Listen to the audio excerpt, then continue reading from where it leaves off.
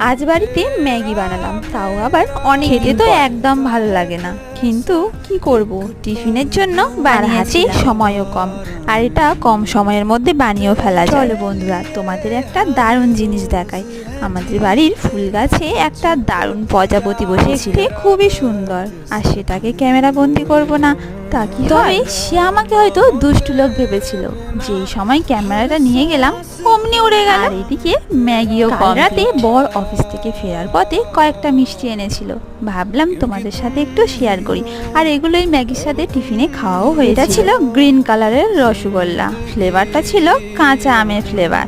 আর এটা কালো জাম, তোরটা পুরো জামের মতো দেখতে, খেতে কিন্তু খুব সুন্দর লেগেছিল। যেমন দেখতে তেমন তার স্বাদ। সাথে সীতাভোগও নিয়ে এসেছিল। কাঁচা আম ছাড়া কাঁচা আমের ফ্লেভারে মিষ্টি, আইসক্রিম, পেস্ট্রি এগুলো একদম ভালো লাগে না, তাই আমি এই রসগোল্লাটা খাইনি, এর ভিডিও